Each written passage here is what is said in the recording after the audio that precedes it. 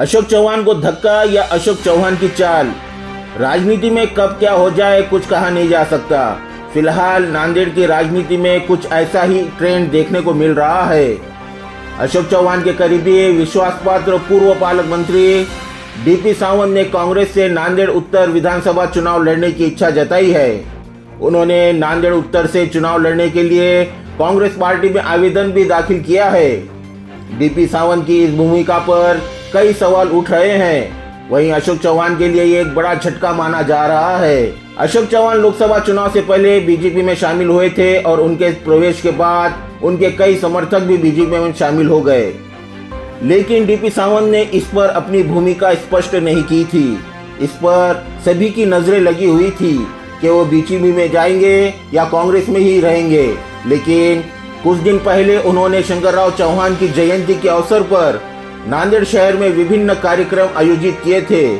दिलचस्प बात यह है कि इन कार्यक्रमों का बैनर सावंत ने ही लगाया था और इस बैनर पर सिर्फ पूर्व मुख्यमंत्री अशोक चौहान, पूर्व विधायिका अमिता चौहान और श्री जया चौहान की तस्वीरें लगी थी।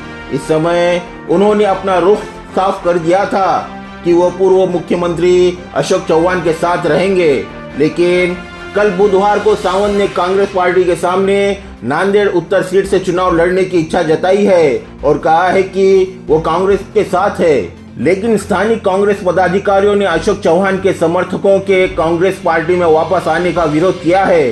पदाधिकारियों ने कहा है कि वे पार्टी के खराब समय में पार्टी छोड़कर चले गए, अब वे उम्मीदवारी के लिए कांग्रेस में वापस आ रहे हैं। उन्हें वापस कांग्रेस पार्टी में नहीं लेना चाहिए। कॉन्स्टिट्यूंसी तो मेरी पुरानी ही है, नांदेड़ नॉर्थ 86 जिसका नंबर है वही 86 नंबर है और उसी से मैं टिकट मांग रहा हूँ पक्ष को। मेरी तो इच्छा नहीं है, मेरे मन की बात किसी को दूसरे को पता चली होगी तो पता नहीं लेकिन मेरी तो इच्छा नहीं है। मैंने नांदेड़ नॉर्थ से ही मांगा है, जहाँ मैंने 15 साल काम किया है जिस कॉन्स्टिट्यूंसी में, उसी में मांगूंगा ना मैं।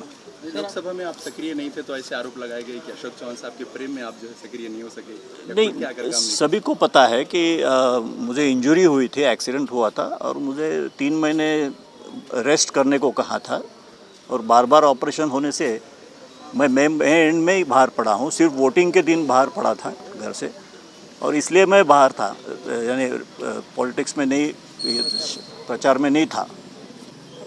अपेक्षा यही है महाविकास आघाड़ी की सरकार आए।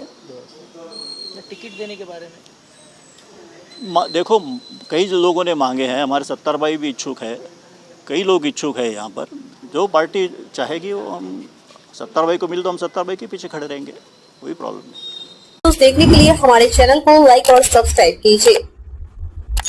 हमसे संपर्क करने के लिए 9049032007 पर कॉल या व्हाट्सएप कर सकते हैं।